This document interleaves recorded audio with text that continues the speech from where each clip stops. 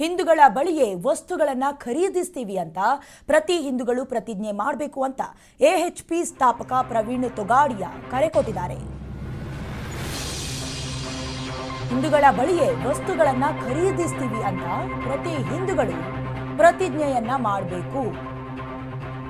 ಎಎಚ್ಪಿ ಸ್ಥಾಪಕ ಪ್ರವೀಣ್ ತೊಗಾಡಿಯಾ ಕರೆ ಕೊಟ್ಟಿರೋದು ಹೀಗಂತ ಎಎಚ್ಪಿ ಅಂತಾರಾಷ್ಟ್ರೀಯ ಹಿಂದೂ ಪರಿಷತ್ ಕೊಪ್ಪಳದಲ್ಲಿ ಪ್ರವೀಣ್ ತೊಗಾಡಿಯಾ ಕರೆ ನೀಡಿರುವುದು.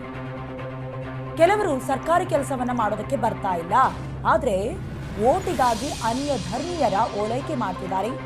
ಹೀಗಂತ ಪರೋಕ್ಷವಾಗಿ ಕಾಂಗ್ರೆಸ್ ವಿರುದ್ಧ ಪ್ರವೀಣ್ ವಾಗ್ದಾಳಿಯನ್ನ ನಡೆಸಿದ್ದಾರೆ.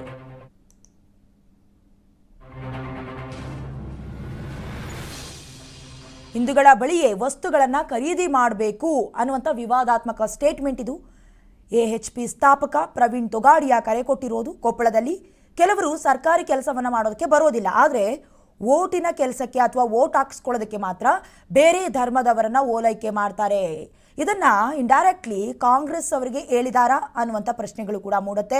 ಸದ್ಯಕ್ಕೆ ಪ್ರತಿ ಹಿಂದೂಗಳು ಪ್ರತಿಜ್ಞೆಯನ್ನ ಮಾಡಿ ಹಿಂದೂಗಳ ಬಳಿಯೇ ಏನೇ ವಸ್ತುಗಳಿದ್ರೂ ಕೂಡ ಖರೀದಿ ಮಾಡ್ತೀವಿ ಅನ್ನುವಂಥ ವಿವಾದಾತ್ಮಕ ಸ್ಟೇಟ್ಮೆಂಟ್ ಅನ್ನ ಎಎಚ್ಪಿ ಸ್ಥಾಪಕ ಪ್ರವೀಣ್ ತೊಗಾಡಿಯಾ ಅವರು ಕೊಟ್ಟಿರೋದು. ಎಎಚ್ಪಿ ಅಂತ ಹೇಳಿದ್ರೆ ಅಂತಾರಾಷ್ಟ್ರೀಯ ಹಿಂದೂ ಪರಿಷತ್. ಕೊಪ್ಪಳದಲ್ಲಿ ಪ್ರವೀಣ್ ತೊಗಾಡಿಯಾ ಈ ರೀತಿಯಾದಂತಹ ಸ್ಟೇಟ್ಮೆಂಟ್ ಅನ್ನ ಕೊಟ್ಟಿರೋದು.